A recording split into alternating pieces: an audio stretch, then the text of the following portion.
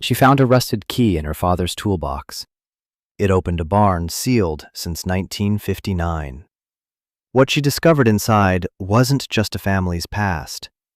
It was a choice that would redefine her future and force her to decide what the word home truly meant. If you've ever felt like you were starting over with nothing but ghosts at your back, I think you'll understand this story.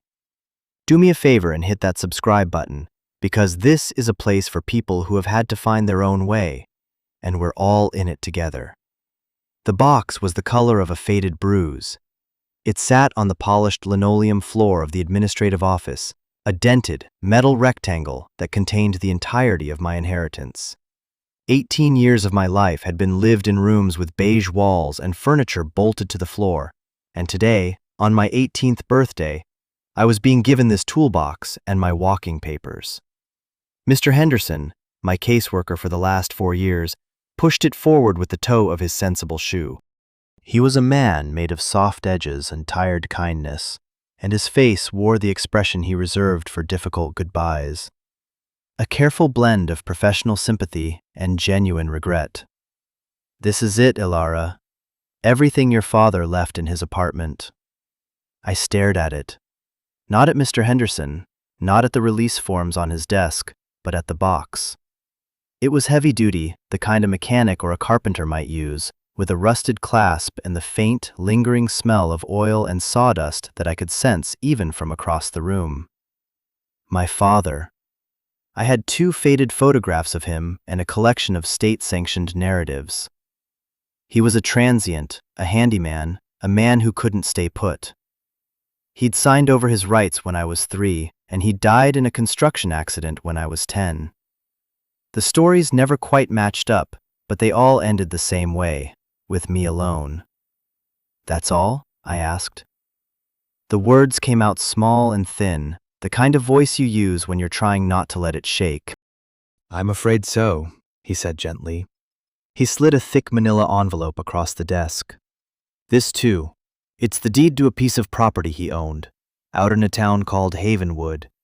It's not much, Ilara. The social services report says the house is uninhabitable. Condemned, most likely.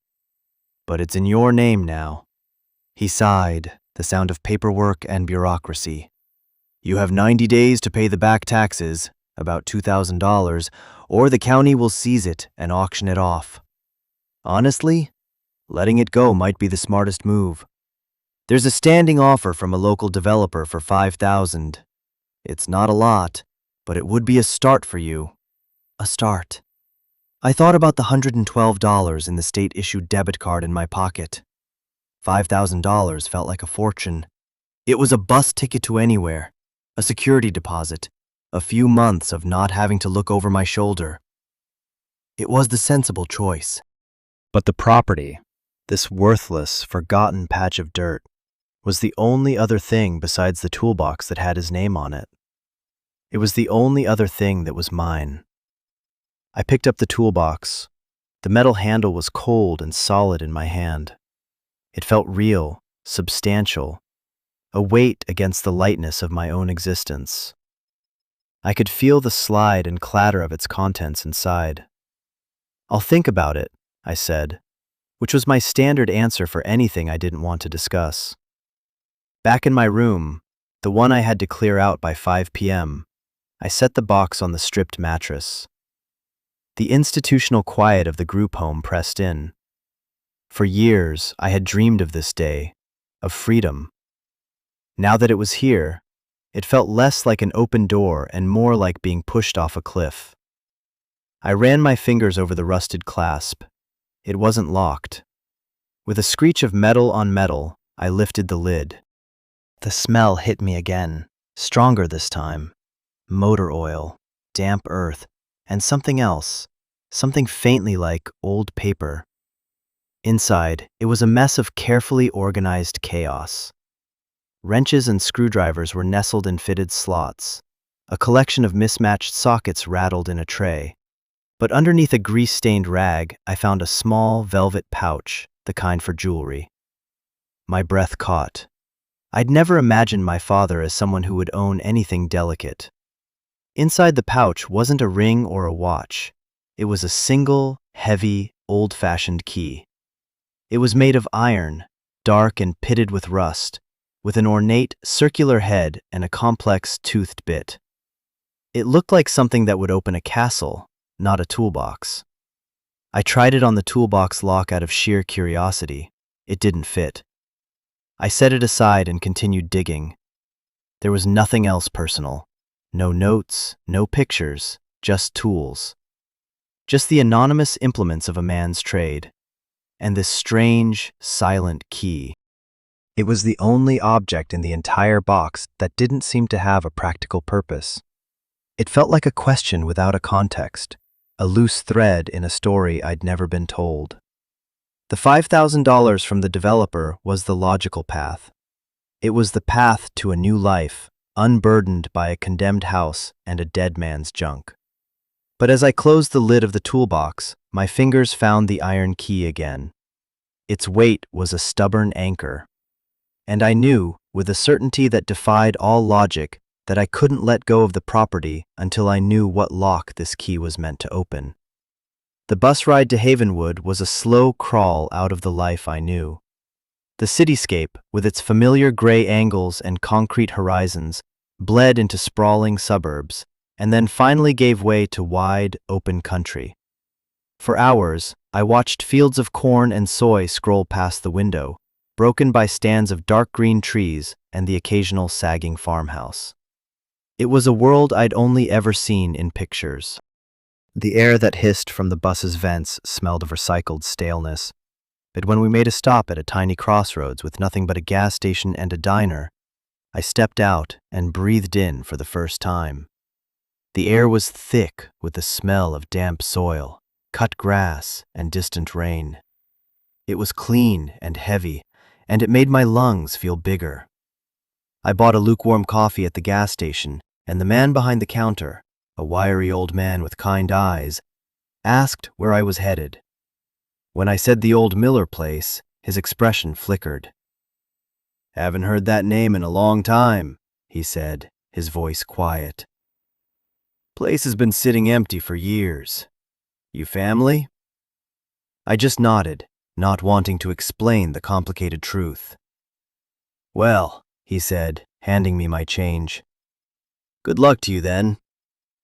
The way he said it felt loaded, a mix of pity and curiosity.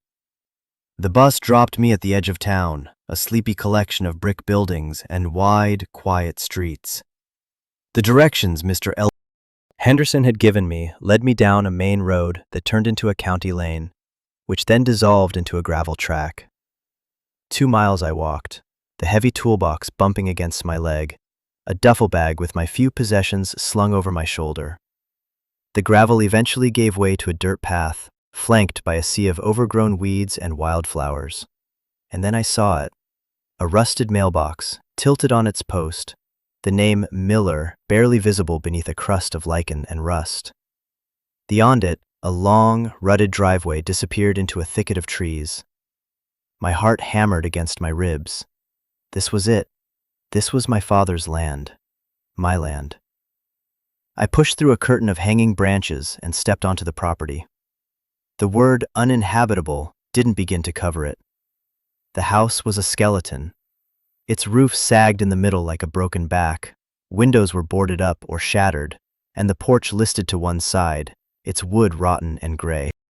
Nature was in the process of swallowing it whole, with vines crawling up the walls and saplings pushing through the porch steps. It was exactly as worthless as they'd said. A wave of despair washed over me, cold and sharp. The developer's $5,000 was more than this place was worth. It was a gift. I should have taken it. I should be on a bus to a city, not standing in a ruin. I dropped my bags on what was left of the porch and just stood there, listening to the buzz of insects and the rustle of leaves in the wind. There was a profound silence here, a quiet that felt older and deeper than the city's noise.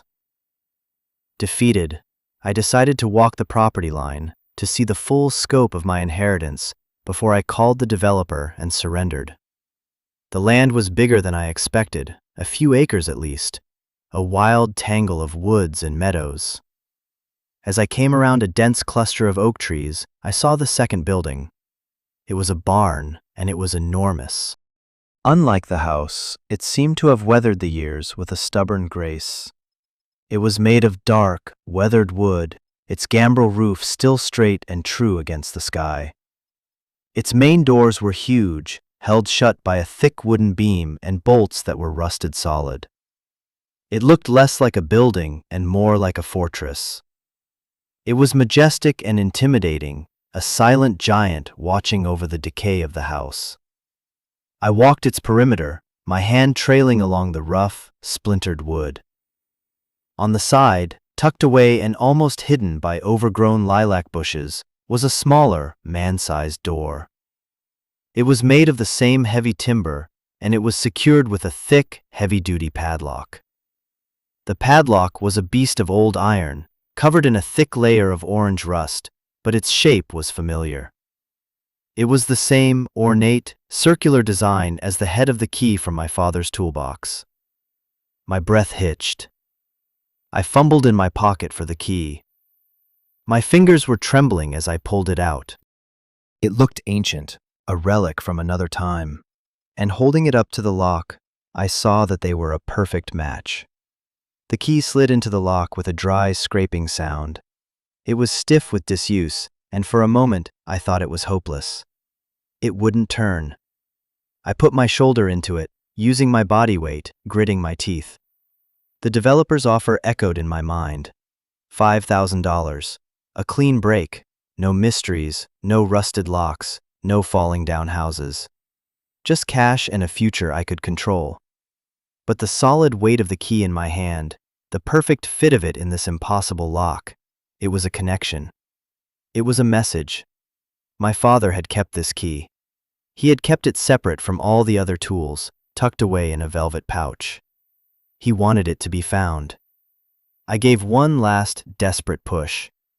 There was a loud, groaning crack as decades of rust and stillness gave way. The shackle of the padlock popped open with a sigh of released pressure. My hands were shaking so hard I could barely pull it free. The door was heavy. I pulled on the iron handle, and it resisted, scraping against the warped frame. I squeezed into the opening I'd made and was immediately plunged into a cool, profound darkness. The air that washed over me was thick and still, carrying the scent of ancient hay, dry earth, and something else, the scent of time itself, sealed and preserved. I stood just inside the doorway, letting my eyes adjust, my heart pounding a frantic rhythm against the deep, resonant silence of the barn. The darkness inside was almost absolute, broken only by thin slivers of light piercing through cracks in the wooden walls. They cut through the gloom like laser beams, illuminating swirling motes of dust that danced in their paths. It was like stepping into a cathedral of forgotten things. As my vision slowly sharpened, the vastness of the space revealed itself. The ceiling soared high above me, crisscrossed with massive beams where swallows had built their nests long ago. The main floor was a cavernous expanse, filled with the ghostly shapes of farm equipment, shrouded in thick canvas tarps. A hulking form in the center was probably a tractor. Other shapes suggested plows, threshers, and wagons. Everything was coated in a uniform layer of gray dust, a soft blanket that softened all the edges and muffled all sound. It was a museum of a life that had ended abruptly. I walked deeper into the barn, my footsteps stirring up clouds of dust from the wooden floorboards. The silence was so complete that I could hear the whisper of my own breathing, the thumping of my own heart. It felt sacred, like a place that had been deliberately set apart from the world. In the far corner, away from the main collection of machinery, I saw a small, partitioned-off area.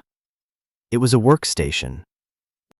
A heavy wooden workbench stood against the wall, its surface covered with the faint outlines of tools that had been lifted away, leaving their ghosts in the dust.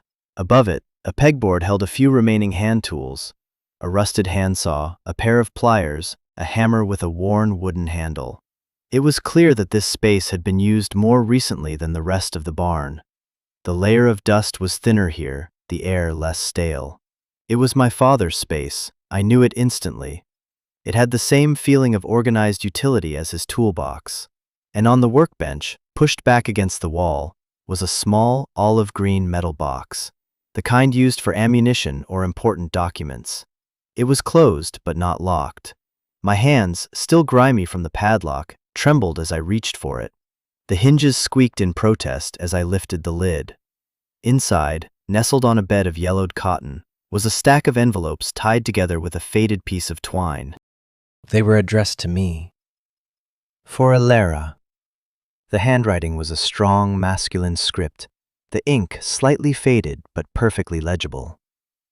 I sank down onto a nearby wooden crate, the metal box in my lap. I was afraid to open them. These letters were from a ghost, a man I'd constructed entirely from second-hand stories and my own childish imaginings. To hear his voice, even on paper, felt like it would shatter the fragile peace I'd made with his absence. But I had come this far. I had to know. I untied the twine and picked up the first envelope. It was dated shortly after my 16th birthday. My hands shook as I unfolded the single, crisp page. "My dearest Alara," it began. "If you are reading this, it means I am gone, and it means you are old enough to be on your own. I hope the world has been kinder to you than I was able to be. There are 1,000 things I want to say, 1,000 apologies I owe you, but there isn't time or space for them all. The first thing you need to know is that leaving you was the hardest thing I have ever done. They told you I was unfit, that I was unstable, and in some ways, they were right, but not for the reasons they thought. I wasn't running from responsibility, Alara. I was trying to protect you from it. I had to stop reading. A sob, thick and painful, tore its way out of my chest. I pressed the heels of my hands into my eyes, trying to hold back the tears that were already streaming down my face. All my life, I had carried the story of my abandonment like a stone in my gut. He didn't want me. I was too much. He left. It was a simple, brutal narrative that had shaped every part of me. And in one paragraph, this letter was trying to tear it all down. I took a deep, shuddering breath and forced myself to continue reading. This farm, this barn, it's more than just land. It's a legacy, and it's a burden. My grandfather, your great-grandfather, was the one who sealed this place up. He did it in the fall of 1959. He walked out, locked that side door, and never set foot in here again. He told my father it was because the world had changed, that the work they did here was no longer safe. I didn't understand what he meant until I was a young man and found his journals. He wasn't just a farmer, Alara. He was a man who helped people. This barn was a sanctuary, and some things, once they are part of your blood, you can't escape. When you were born, I looked at you, and I saw all the goodness in the world. And I knew I couldn't tie you to this place, to its history, to its dangers. So I made a choice. I let the state think I was a deadbeat. I let them take you, to give you a clean slate, a life untouched by the shadows that have hung over this family. I have spent every day since trying to make enough money to give you a real choice when the time came. I hope I succeeded. There is more for you to find here. Look for the place where the work was done. Under the bench. The foundation is older than the rest. Be careful. And know, please know, that not a day went by that I didn't think of you. You were my everything, my true north. Your loving father, Thomas Miller. I read the letter again, and then a third time, the words blurring through my tears. I cried for the little girl who thought she was unwanted. I cried for the man who had lived a lonely life, carrying this secret, believing he was doing the right thing. I cried for the years we had lost, the conversations we would never have.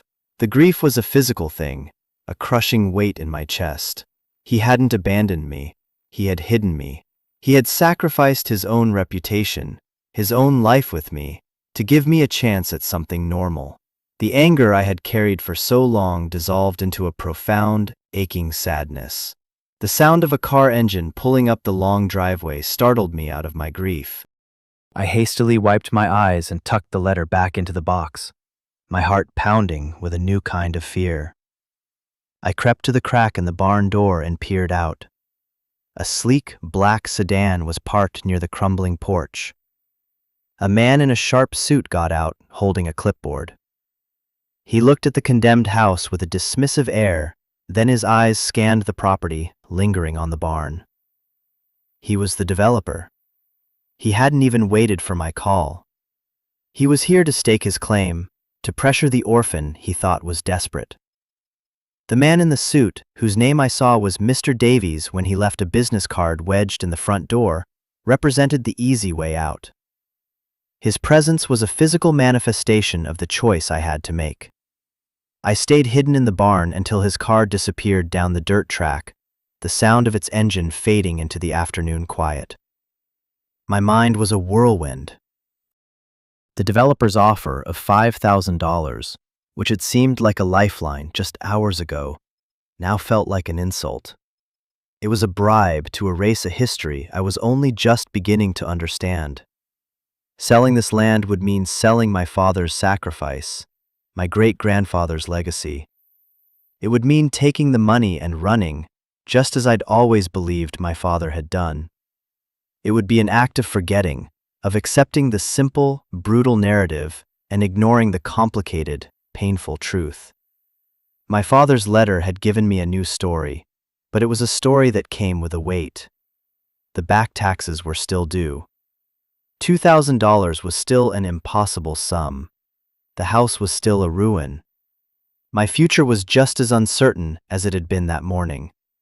The only thing that had changed was the past. Have you ever been in a situation like that?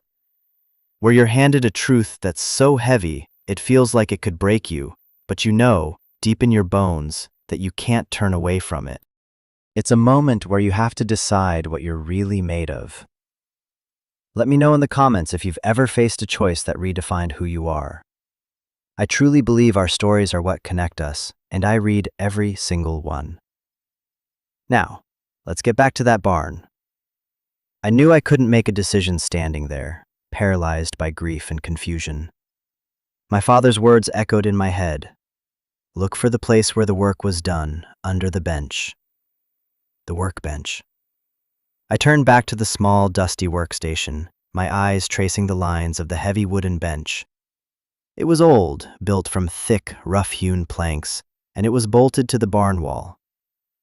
I got down on my hands and knees, the floorboards cool and gritty beneath my palms. The air smelled of dust and damp earth. I ran my hands over the floorboards beneath the bench. They seemed solid, no different from the rest of the floor. But my father's instructions had been specific.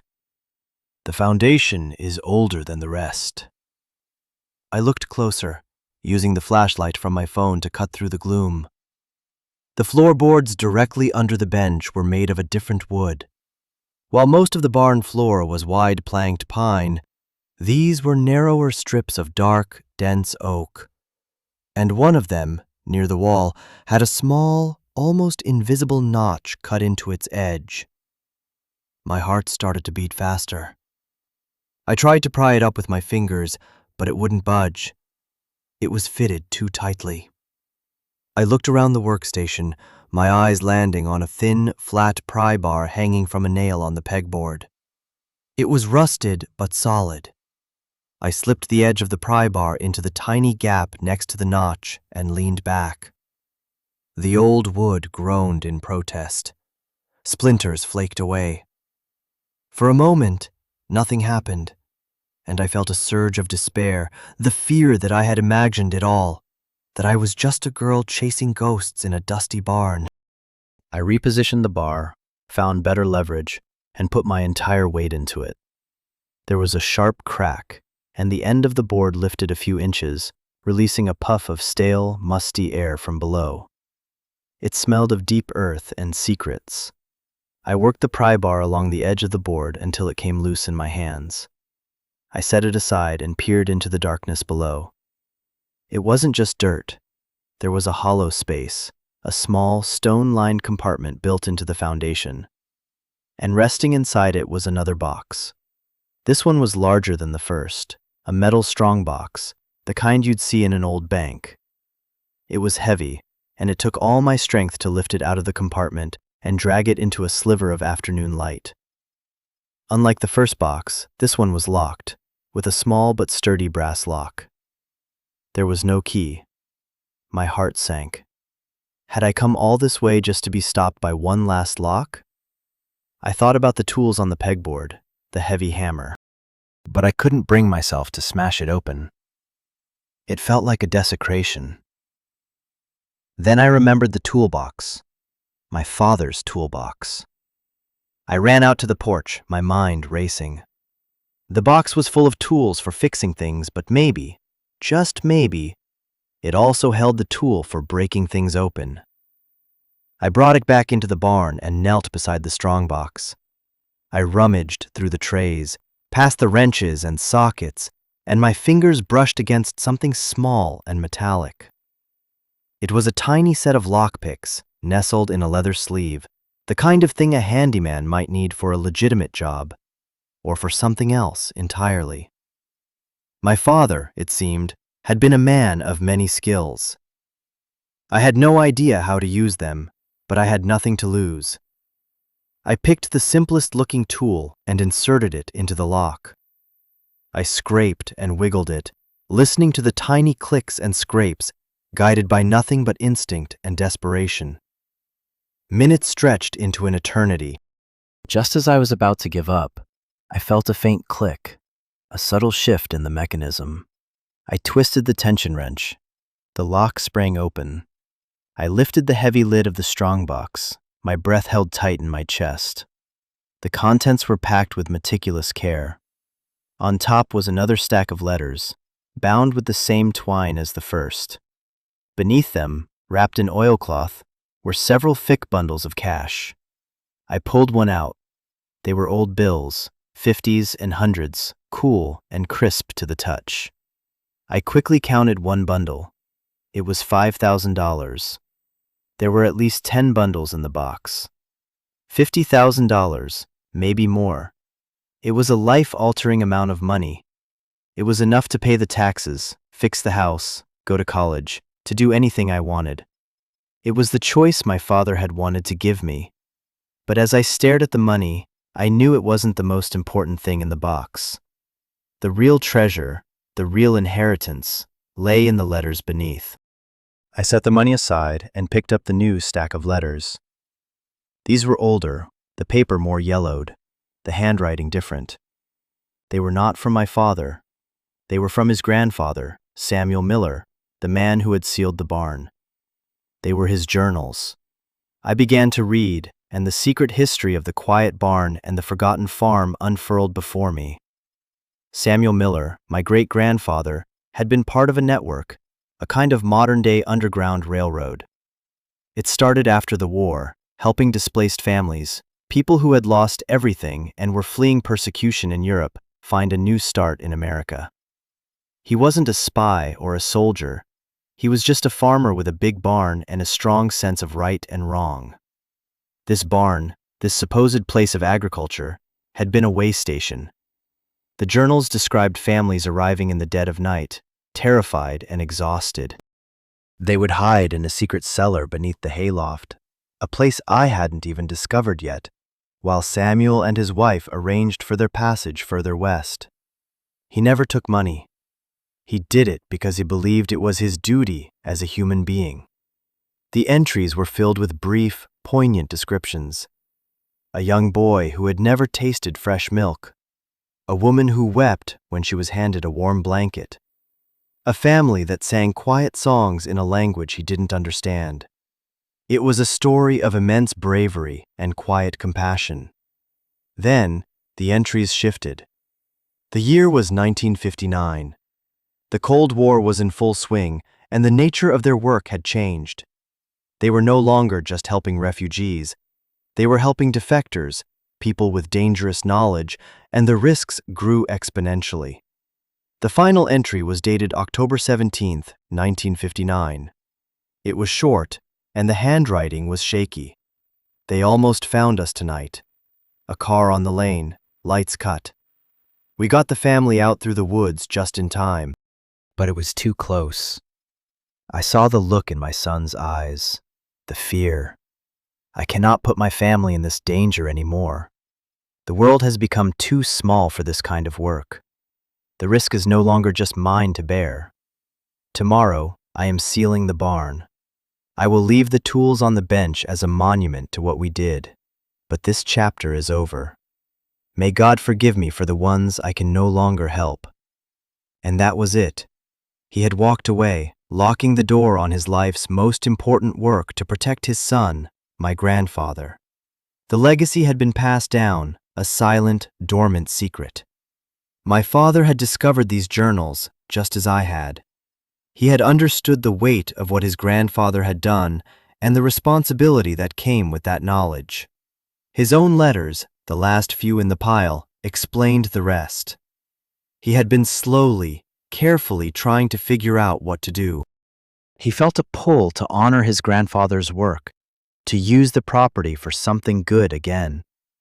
But he was also terrified of the potential dangers, the same dangers that had caused his grandfather to seal the barn in the first place. And he was terrified of pulling me into it. His final letter was written only weeks before he died. "Ilara," it read, "I think I found a way. I've been talking to a group, a non-profit that helps resettle refugee families, the modern equivalent of what my grandfather did. I could donate the property to them, let them turn it into a real sanctuary, a place of new beginnings. It would honor his memory. The money I've saved would be your fresh start, completely separate from all this. Clean. You would have your freedom, and the farm would have its purpose back. I just need a little more time to set it up. I'll see you soon, my girl. I promise. We'll finally have that talk. Everything is going to be all right." He never got to finish his plan. He died before he could put it into motion, leaving the choice, the burden, and the legacy to me. I sat on the dusty floor of the barn, the letters and journals spread around me, the money sitting in a neat stack. The slivers of light slanting through the walls had turned a deep gold, signaling the end of the day. I was no longer an orphan with nothing. I was the keeper of a secret, the heiress to a legacy of courage, and the recipient of a father's desperate, all-encompassing love. The choice was no longer just about selling or keeping a piece of land. It was about what I owed to the past and what I wanted to build for the future. The air in the barn grew cool as the sun set, but I didn't move. I sat there in the deepening twilight, surrounded by the ghosts of my family. The weight of their story settled over me, not as a burden, but as a blanket. For the first time in my life, I felt a sense of belonging, a connection to something larger than my own small, lonely existence. The developer's offer, the sensible path, was now unthinkable. Selling this land would be like tearing out the last page of a book I was finally getting to read. It was a sanctuary. My father's letter had called it that, and my great-grandfather's actions had made it so. It had been a place of safety for strangers, and now it was a place of safety for me. The $50,000 was more than a fresh start. It was a set of tools. It was the means to honor the past and build a future. My father's plan had been to give the property away, to protect me from it. But he didn't know the person I would become. He didn't know that the girl raised in the sterile, rootless environment of the system would crave a legacy more than a clean slate. I wanted the roots. I wanted the history. I wanted the responsibility. This wasn't his story to finish anymore. It was mine. The next morning, I woke up on a pile of old canvas tarps in the barn, stiff and cold, but with a clarity of purpose I had never felt before. I took $2,000 from one of the bundles of cash, placed it in an envelope, and walked the 2 miles back into town. I found the county clerk's office in a small brick building on the town square. The woman behind the counter looked at me with a mixture of curiosity and pity, the same look the man at the gas station had given me. Here to pay the back taxes on the Miller property, I said, my voice clear and steady. I pushed the envelope across the counter. She counted the money, her eyebrows rising slightly. She stamped a form with a satisfying thud, and just like that, the land was truly mine. The first threat was gone. My next stop was a payphone outside the general store. I found the business card Mr. Davies had left and dialed the number. He answered on the first ring, his voice smooth and confident. "Davies?" "This is Ilara Miller," I said, "regarding the property on Old Creek Road." "Ah, Miss Miller. I'm so glad you called. I was hoping you'd see that my offer is more than fair, given the state of the property. We can have the paperwork drawn up this afternoon. It's a simple transaction." "The property is not for sale," I said. There was a pause on the other end of the line. "I'm sorry?" "I said, it's not for sale. Not for 5,000, not for 50,000. Please don't contact me again." I hung up the phone before he could reply, the click of the receiver cutting off his sputtered protest. It was a small act of defiance, but it felt monumental. I was no longer a desperate girl he could bully. I was a landowner. I was a protector. My last call was to Mr. Henderson.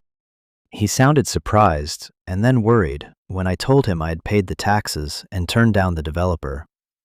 "Ilara, are you sure about this? What are you going to do? Where are you going to live?" "I'm home," I said, and the words felt truer than anything I had ever spoken. "My father, he left me more than I realized. I'm going to be okay, Mr. Henderson. I'm going to fix it up." I could hear the skepticism in his silence, but I could also hear a note of hope. "All right, Ilara," he said finally. "You call me if you need anything at all." I promised I would, and as I hung up, I knew I was cutting the last tie to my old life. The system was done with me. My future was now entirely in my own hands. I walked back to the farm, not with the heavy dread of my first arrival, but with the light step of someone walking toward their life's work. The condemned house still sagged, the weeds were still overgrown, but I saw it all differently now. I didn't see decay, I saw potential. I didn't see a ruin, I saw a project. I spent the rest of the day making a plan. I bought cleaning supplies, heavy-duty gloves, and a new, modern padlock for the barn door. I started in my father's small workstation, carefully cleaning and organizing his tools, placing the letters and journals back into the strongbox and sliding it back into its hiding place beneath the floor. This history was safe. Then, I turned my attention to the rest of the barn. I pulled the tarps off the old machinery, revealing the beautiful, solid engineering of a bygone era. I swept away the dust of 60 years, the light from the open door cutting through the gloom and illuminating a space that felt less like a tomb and more like a sleeping giant, slowly waking up. It would take years. I would have to learn everything: carpentry, plumbing, electrical work. I would have to fix the house, room by room, board by board. But for the first time, the thought of hard work didn't scare me. It energized me. This wasn't just about fixing a house. It was about building a life. This story, my story, taught me that inheritance isn't something you find in a will or a bank account. It's the stories that are passed down to you, the courage you find in the actions of those who came before. My father gave me a key, and it opened a barn. But what he really gave me was a map to my own history and the freedom to choose my own future. He thought he was protecting me from a burden, but what he really gave me was a purpose. Home isn't just four walls and a roof. It's a place where your story makes sense. It's a place you are willing to fight for, to build, to protect. It's the ground where you plant your roots, no matter how rocky the soil. The Miller farm was my home. It was a place of hidden sacrifices and quiet heroism, and it was now my turn to be its keeper. I don't know what the future holds. Maybe one day, this place will be a sanctuary again. a haven for people who need a safe harbor, just as my great-grandfather intended. Or maybe it will just be my quiet corner of the world, a place to heal and to grow. But I know that I am not alone here. I am surrounded by the love of a father I finally understand and the strength of a family I am proud to call my own. If you've made it this far, thank you for listening. This journey has taught me that we are all looking for a place to belong, a story to call our own. If my story resonated with you, if you've ever had to find your own definition of home or family, I hope you'll subscribe and become part of this community. We're all just trying to make sense of the keys we've been handed. Share a piece of your own story in the comments below. What does the word home mean to you? I promise I will read every one, because every story matters. You are not alone.